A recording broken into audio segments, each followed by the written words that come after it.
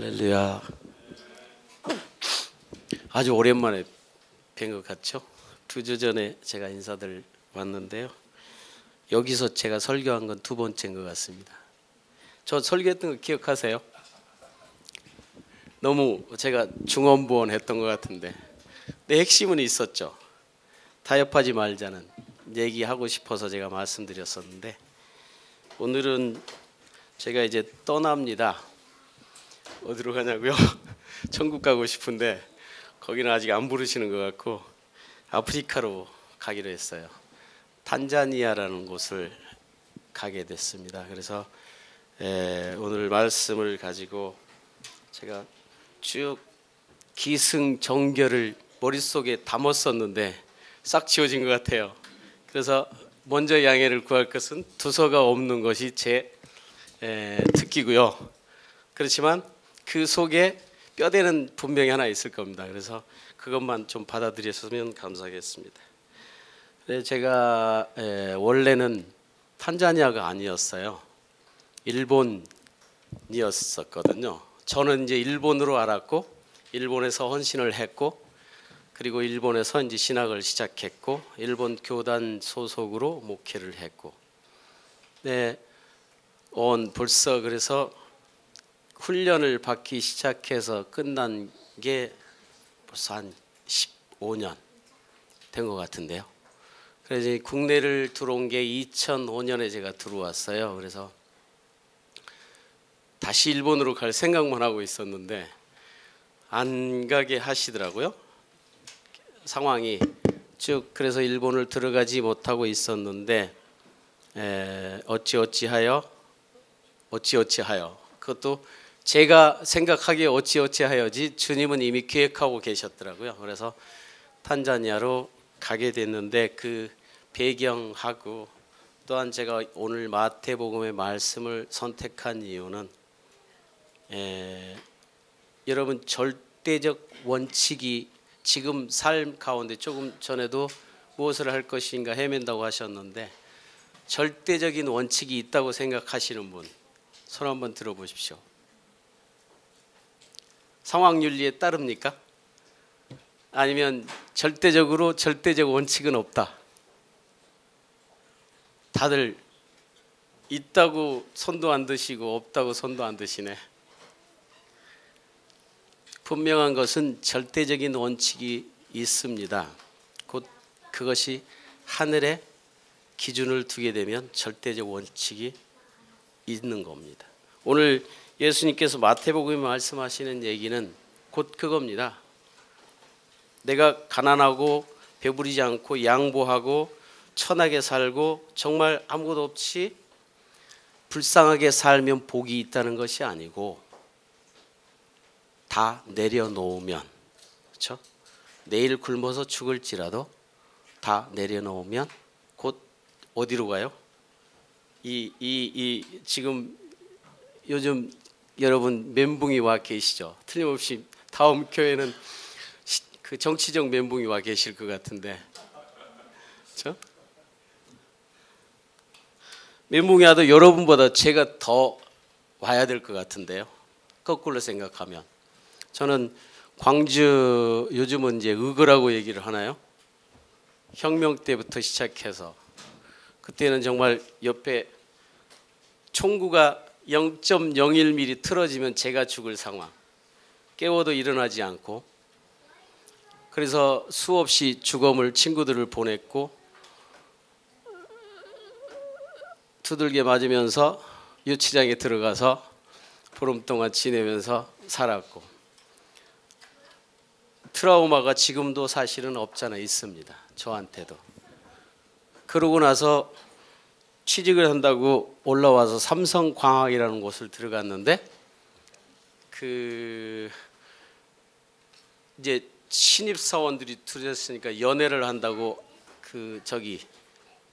낙원산과 뒷골목에 좋은 집에서 이제 하는데 그분들이 뭐였냐면 삼성광학의 이름을 빌어서 삼성이라는 명패를 가지고 대통령 경호를 했던 사람들이 모여서 이 회사를 운영을 했던 거죠. 거기에 저는 이제 삼성이라고 들어갔는데 그분들이 이제 그 술 한 잔씩 들어가니까 하는 얘기가 당신들이 광주 사태 때 경찰 투입하는 약을 먹였던 증인들이었어요. 군인들에게 약 먹여서 이제 살해시킬 수 있는. 그래서 저녁에 듣다 못 듣고 이제 상을 엎어서 반 죽은 만큼 얻어맞고 이제 끝내고. 그리고 이제 일본 들어가서 생활을 하면서 일본에 이제 대사관 근무하는데 전두환 씨 가족이 손자까지 데리고 와가지고 일주일을 저보고 수행을 하라 그래서 정말로 같이 엘리베이터 타고 다니면서 다 했어요. 그때는 그 지금 멘붕 온 것처럼 붕괴가 있었다면 뭔 일이 일어나도 일어났을 텐데 참 그때는 측은지심이 생겨서 거꾸로 불쌍하게 보이더라고요. 그러니까 이제 그 수행 기자가 부지영 기자였는데 중앙일보 아마 부지영 기자였을 거예요. 월간지에 책에다 냈어요. 제가 이러해서 이랬는데 참 일주일을 지나 보니까 그저 불쌍다 싶어서 수행했습니다 했더니 그걸 또 기사로 내가지고 상관한테 또 혼나고.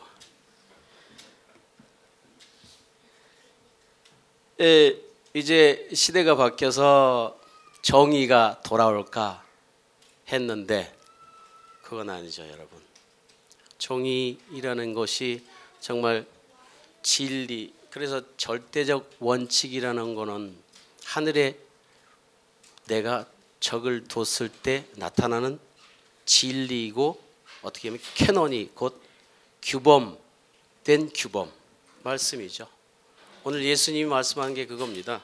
우리에게 지금 여기서 얘기하는 이유가 뭐냐면 절대적 원칙은 분명히 존재합니다. 여러분들이 깨쳐서 지금 이해를 하시는 분도 계실 뿐더러 이해가 안 되시는 분에게도 분명히 앞으로 옵니다. 뭘로요? 성령이 함께 하셔서 깨우치게 하십니다. 그 절대적인 진리가 깨닫게 되면 세상에 아무런 무슨 일이 있을지라도 흔들릴 필요도 없고 여러분들에게 주어진 팔자를 하나님이 주신 그 복의 팔자를 충분히 누리고 돌아가실 수 있다는 거죠. 근데 대개들 이상적인 기도를 하죠. 기도를 하는 데 있어서도 내가 계획한 것을 하나님이 주시리라고 기도하는, 그걸 기도라고 생각하는 것이 잘못된 거죠. 내가 지금 현재 있는 이 상황에서 주님이 내게 무엇을 얘기할 것인가. 그래서 그 종교와 신앙, 제가 지금 표현하기가 참 어려운데요. 우리가 하나님을 섬기는 거는 한편으로 신앙이라고 얘기를 할 수 있는데 이 언어적 표현 방법이 없어요. 우리가 지금 종교라고 해서 하나님을 섬긴다는 것은 큰 오산이라는 얘기죠. 종교적 개념은 뭐냐면 내 지금 육에 살고 있는 가운데 내 모든 인생길의 편안함과 행복을 추구하기 위해서 누군가에게 의지하는 신앙의 행위죠. 그렇지만 우리가 하나님을 섬기는 것은 내가 섬기고자 섬긴 게 아니고 하나님이 나를 택하셔서 내가 섬기는 거잖아요. 그럼 결국은 인본주의적 신앙과 신본주의적 종교관이 다른 거죠. 결국 우리는, 여러분은 되게 예수님이 지금 오늘 이 말씀을 여기서 그 기준을 얘기하고 계신 겁니다. 하늘의 복을. 여러분이 하늘의 곳으로 하나님이 나를 택하셔서 내가 지금 이 자리에 있다고 생각하신다면 반대로 무슨 세상에 일이 있어도 흔들릴 수 없죠. 기준이 서 있기 때문에. 그걸 예수님은 복이라고 얘기하십니다. 곧 우리가 돌아갈 하늘의 복. 우리는 짧은 인생 80, 길게 살아야 90인데 그 다음에 어떻게 살아요? 우리 이미 정해져 있잖아요. 갈 것이. 그래서 30을 살든 40을 살든 50을 살든 아버지께서 부르시면 가면 더 기쁜 일인데 바둥바둥 살려고 저도 했고 여러분도 했고 지금도 하고 계시고 그것에 대한 하나님의 복에 대한 얘기라고 얘기를 해요. 제가 이 얘기를 오늘 드리는 거는 제가 탄자니아를 2008년도에 갔어요. 2008년 딱 이맘때 11월 제가 19일쯤에 간 것 같은데 한 보름을 지냈어요. 처음에 가서 저도 처음이잖아요. 그래서 갔더니 어디 저희 70년대 시골에 온 기분이에요. 딱 그 시골 그 풍토 그 모습이에요. 단지 얼굴에 피부색만 까만다는 거. 그래서 이제 이 탄자니아 감리교단이라 그래서 한국 감리교단 측에서 많은 재정을 투입해서 교단을 세워서 교회들이 서 있어요. 거기다가 이제 마을마다 교회들이 서 있는데 가서 예배드리는 걸 이제 구경을 하는데 두루 모여서 막 우리 옛날 불러불러 하듯이 그냥 막 정신없이 해요. 가만 들어보는데 말은 안 통하지만 이게 필링으로 오잖아요. 이게 바알을 섬기는지 하나님을 섬기는지 모를 정도로. 그래서 예배가 끝났다고 딱 헌금을 걷는데 전도자가 싹 쓸어서 자기 주머니에 넣어가지고 복채로 가져가는 거예요. 그 정도 지금. 근데 교회들이 일어나는 건 분명해요. 그래서 제가 느끼기로는 탄자니아가 아프리카를 앞으로 복음을 위해서 전진 기지로 쓰실 하나님의 그 택한 땅이구나 하는 생각을 은연중에 이제 들어서 그렇다면 이들이 정말 우리 한국 교회처럼 신학이 바로 서지 못하는 나라가 아니라 처음부터 애초부터 정말로 하나님을 아는 지식이 바로 서서 신앙이 세워진다면 하는 생각만 들었어요. 그런 이제 모습들을 보면서. 그리고 저는 이제 단지 아는 동료 목사님이 가자 그래서 놀러 간다 식으로 이제 가서 구경 삼아 왔는데 벌써 5년이 지났잖아요.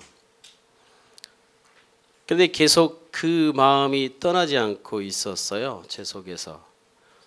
그래서 가야 되나 말해야 되나 라고 생각을 하면서 쭉 줄곧 생활을 했는데 어느 날 갑자기 작년 올이죠. 올 한 가을 초에 예은 선교회 석성균 목사님이라는 분이 저는 전혀 모르는 분인데 전화가 왔어요. 그래서 본인이 예은 선교회를 지금 그 집행하고 있는데 선교에 의향이 있으시냐고 와서 저는 그때 상황이 어떤 상황이었냐면요. 족발 장사를 했어요. 나 이제 목회 그만해야지 싶어서 당신이 불러왔지만 이게 세상을 떠나서 헌신을 하고 신학을 14년을 하고 하나님에 대한 이해와 깨달음을 얻었는데 교회를 가서 예배를 드리면 그게 아닌 거예요. 이게 아닌데 싶으니까 반대로 이제 세상을 떠났던 자가 이제 또 교회를 떠날 생각을 하고 있었던 거예요. 그렇다고 뭐 소명이 없어진 건 아니니까요. 그러던 차에 이제 그래도 이제 목에 풀칠을 해야 되잖아요. 성도님들 뭐 저 주머니에서 내가 꺼낼 일은 아니고 그래서 그 족발 장사를 했어요. 아파트 단지 내에 그 알뜰시장이라는 곳에 짭짤하더라고요. 한 40만 원씩 50만 원씩 들어오는데 하루에 가면 그래도 한 1년 하면 이거 가지고 뭐 좀 여유 부려서 조용한 곳에 그냥 시골에서 파묻혀서 살겠구나 라고 생각을 하고 있었던 차에 전화가 이제 온 거죠.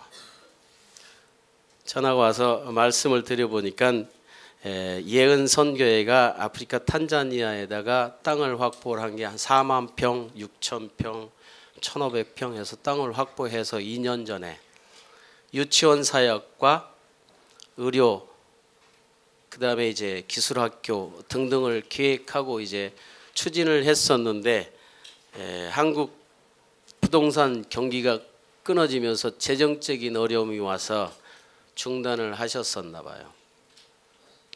그래서 2년을 이제 현상 유지만 하고 계시다가 이제 기도 중에 이제 사람을 찾았었는데 제가 이제 피택이 된 거죠. 그래서 얘기를 들어보니 저는 이제 그냥 조용히 살고 싶어 도망가고 싶었는데 다시금 떠밀리게 된 거죠. 그래서 주님의 뜻이라면 가야지 싶어서 이제 결정을 하고 지금 이제 1월 13일 날 갈산동에 있는 은광교회라는 곳에서 파송 예배를 드리고요. 15일 날 이제 바로 이틀 후에 떠나게 됩니다. 그래서 민 목사님께 전화를 보고를 드렸더니 그러면 교회 와서 설교를 한번 하고 가야지 싶어서 뭘 할까 고민을 많이 했어요. 근데 탄자니아에 가서 제가 할 일이 단지 유치원 사역보다도 저에게 있어서는 그들 전도자들에게 바른 신학을 세워서 정말 내 삶이 곧 예배라는 것을 알려줘야 되겠다. 우리는 지금 너무나 먼 길을 걸어왔어요. 교회 따로 신앙 따로 그렇잖아요. 교회를 나가고 나면 세상에 돌아가면 타협해야 되고 그렇지 않으면 살지를 못하고 거짓말해야 되고 지금 교회가 바로 서고 교회가 그 희생을 각오하고 우리 한 사람 한 사람이 사회를 변화시켜 나가야 되는데 지금 사회에 끌려가고 있어요. 세상은 진리와 정반대로 걸어가고 있잖아요. 이번에도 그래서 여러분 멘붕 왔지만 확연히 드러났잖아요. 정말 우리 마음은 그게 아니었는데 정의가 이길 것이라고 생각을 했는데 절대 세상은 그렇게 호락호락하지 않는다는 거죠. 그럴수록 우리는 더욱더 복음의 진리의 기준에 서서 우리가 지켜야 할 것은 곧 우리의 신앙입니다. 내 삶이 어떻게 살 것인가, 어떻게 내 육을 보존할 것인가, 영위할 것인가가 아니라 내가 천국 갈 것인가 못 갈 것인가, 정말 영적인 싸움을 정말 해야 된다고 생각을 해요. 그래서 탄자니아나 여기나 함께 나눌 수 있는 것은 예수님이 선포하신 하늘의 복이 아닌가 싶어서 나눠보고 싶었어요. 그래서 제가 탄자니아를 가게 되면 일단은 1차적으로 언어가 안 되기 때문에 영어하고 스와힐리어를 해요. 그렇지만 그 빈민가에 가면 그들이 빈민가에 가면 이 우리 옛날에 양철 함석 있죠. 함석 3장을 이렇게 칸막이로 칸을 막아요. 거기다가 이제 나무 의자 하나 놓으면 집이에요, 그 사람들.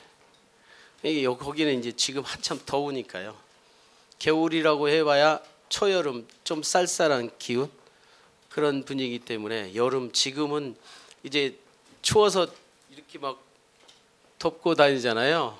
저 15일 15세 후에는 이제 다 벗어야 돼요. 거기는 이제 반바지도 더워서 못 입을 거예요.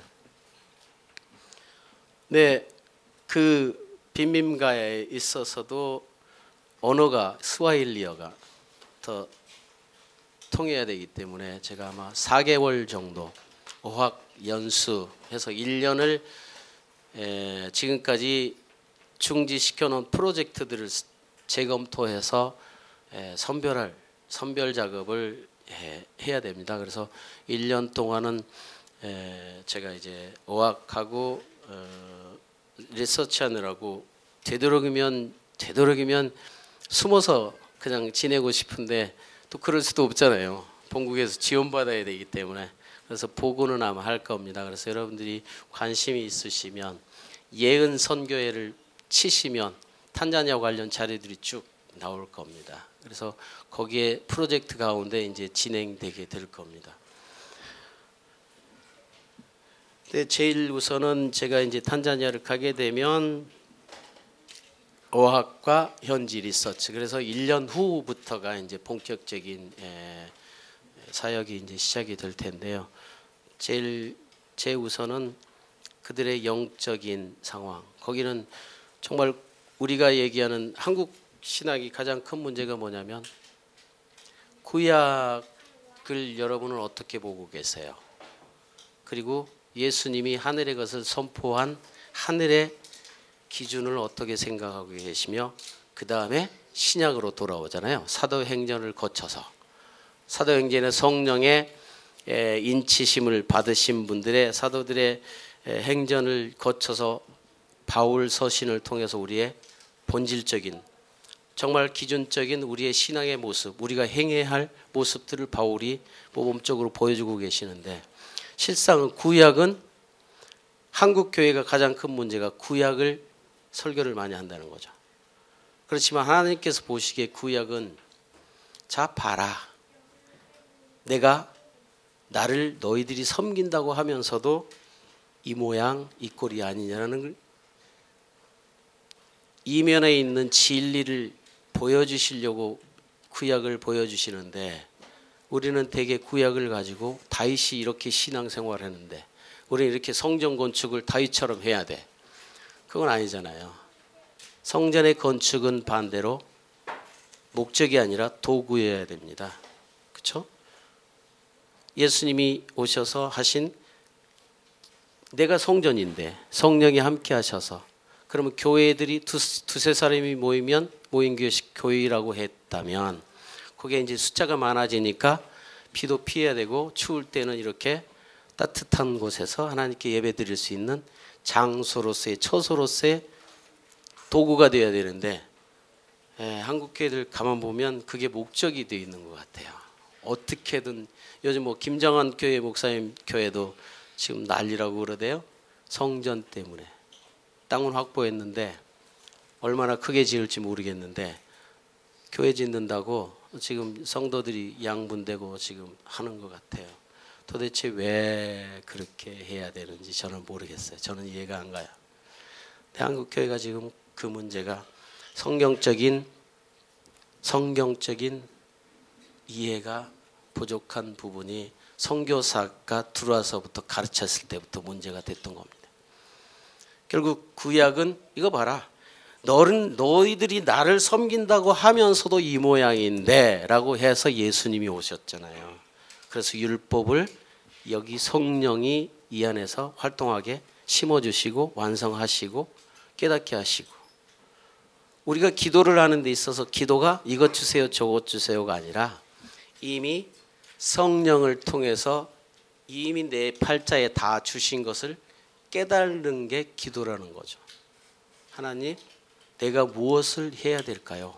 당신이 내게 무엇을 주셨습니까? 내 인생에 있어서 내가 할 길이 뭡니까? 라는 것을 성령을 통해서, 기도를 통해서 우리가 훈련받는 게 그거잖아요. 깨달아야 되는데, 기도라는 게 무조건 내가 세워놓은 거를 주세요가 기도가 아니라는 얘기를 좀 참조하셨으면 좋겠습니다. 그리고 성령의 교통함이라는 게 서로를 위한 기도, 중보기도 그잖아요. 성령이 이미 기도할 것도 알고 계시고 뭐가 필요한지도 알고 계세요. 근데 안 주시는 이유가 뭐냐? 그거는 우리에게 맡겨놨잖아요. 이미 주신 것을 취하느냐 못 취하느냐도 내게 달린 거죠. 삶이 곧 예배라는 게 그겁니다. 이중생활을 할 게 아니고 신앙은 곧 삶입니다. 내 생활 속에서 하나님이 함께 하셔야 돼요. 그게 참된 그리스도인이라고 생각을 해요.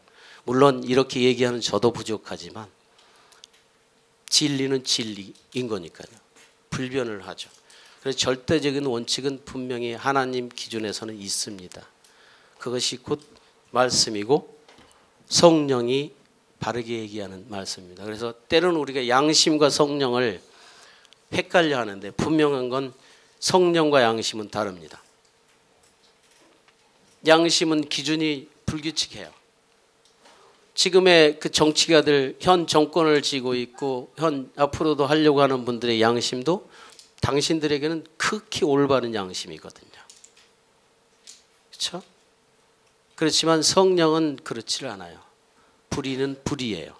어디까지 불의냐면, 내가 100원을 주고 물건을 샀어요. 사입을 100원에 했는데 500원에 팔아야 돼. 나 이거 100원 주고 샀는데 500원 주세요 하면 누가 사요? 안 사죠. 근데 이게 삶의 도구란 말이에요. 내가 여기서 이문이 남아야 사는데 그것 또한 죄 아닌가요? 거짓말 했는데 벌써. 성령은 더 무섭습니다. 그러면 일을 하지 않고 땅을 파서 그냥 내가 자급자족하는데 죄가 걸리겠냐? 그건 죄 아닌가요? 하나님한테 비친 거잖아요. 창조주 하나님이 주신 것을 내가 거저 취해서 먹는데 그것 또한 빚진 것이고 하나님께 돌아가야 된다는 얘기가 되는 거죠. 궁극적인 진리는 거기까지 가야 돼요. 그럼 어떻게 살라고? 죽어야지 뭐. 그것이 답입니다. 솔직한 얘기로. 우리는 죽으면 천국 가잖아요. 이미 보장돼 있는데 더 빨리.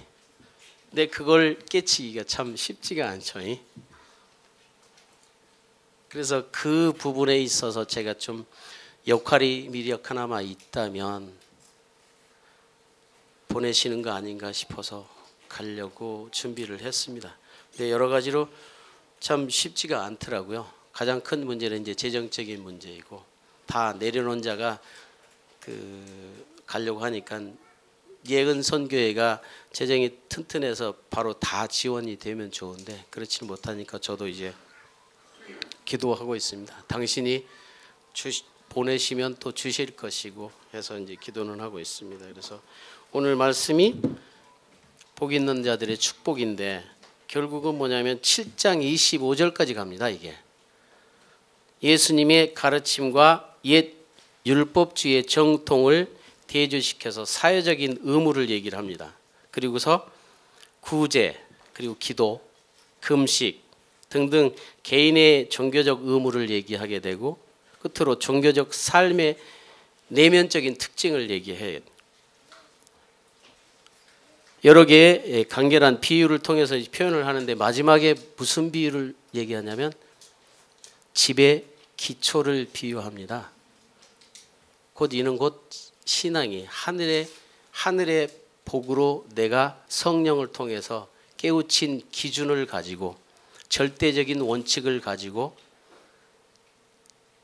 기초를 세워놓으면 내 인생에 있어서 뭘 하든 하나님 기준의 삶을 살 수 있다는 것을 예수님은 분명히 얘기합니다.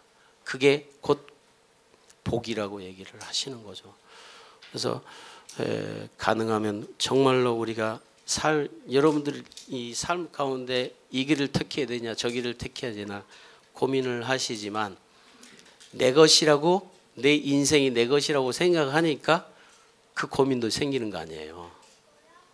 내 인생은 주님 것인데 내가 지금 호사를 누리고 있다고 생각하시면 바뀔 겁니다. 내가 지금 있는 그 자리에서 다시 되돌아보고 내가 돌아온 길을 돌아봤을 때 내가 진짜 잘 걸어왔나? 아니면 주님이 원하시는 길을 걸어왔는가? 내 인생이?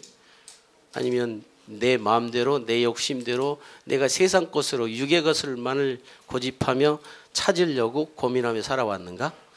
되돌아보면 주님이 성령을 통해서 여기에서 말씀해 주실 거예요. 분명합니다. 그러면 갈 길은 정해져 있는 거죠. 그래서 참 어려운 쉬운 문제는 아니에요. 성령을 통해서 내가 깨닫기까지는 저도 참 갖은 시행착오 제가 언어로 표현할 수 없는 시행착오까지도 하면서 훈련을 시켜주신 것에 감사하고 간증하려면 한이 없겠지만요. 그렇지만 가장 중요한 것은 우리의 기준 절대적인 캐논은 하늘에 있다는 겁니다. 여러분이 하늘에 모든 것을 두고 기준을 세워서 모든 일을 행한다면 고민이 없으리라고 생각합니다. 더욱더 한국 교회가 이러한 마인드가 있다면 이미 한국 사회를 이렇게까지 오염시키지 않고 변화를 시켰으리라고 봐요. 근데 변화가 안 된다는 거는 우리가 조금은 반성해 봐야 될 부분이 있지 않나 싶어요. 의식이 문제인 것이고 그렇게 정보가 많은 시대에서 살면서도 무엇이 정의인지를 분간을 못하고 있는 사회, 그것은 죄로 인한 사회이기 때문이라고 생각을 해요. 일전에 어느 선교사님하고 대화를 나누는데 에덴의 얘기가 나왔어요. 에덴의 얘기를 하기 전에 사우나를 같이 갔는데 다 이제 빨개 벗고 있잖아요. 그래서 은연중에 얘기가 나오는 게 뭐가 나왔냐면 영국의 네이처라는 잡지가 있대요. 네이처라는 잡지가 있는데 거기에 이제 이웃 부부간에도 전부 다 홀라당 벗고 산대요. 그렇다고 그 얘기를 하더라고요. 그래서 저는 이제 그 선교사님이 하는 얘기가 그게 그 개념의 차이라는 거죠. 자연스러움으로 보느냐 아니면 이상한 것으로 보느냐. 절대적인 것으로 저는 이제 반박을 했죠. 그거는 이상한 거라고. 그 선교사님은 자연적인 거라고 생각을 해요. 근데 분명한 건 있습니다. 뭐냐면 에덴으로 우리는 돌아가 봐야 돼요. 죄의 값에 대해서. 에덴이 여러분 에덴 유프라테스를 중심으로 지금의 그 문자적인 해석으로 에덴의 영역을 생각한다면 에덴이 어디라고 여러분은 생각하세요? 거기만 국한될까요? 그러면 만약에 죄를 우리가 짓지 않고 에덴이 그대로 보존되어서 지금의 이 2000년의 65억의 인구가 그대로 하나님이 계획한 대로 있었다면 에덴 그곳에 살 수 있을까요? 65억이? 불가능하죠. 죄가 들어오지 않았다면 여기도 에덴이 있죠. 지구 전체가 에덴인 것도 사실은.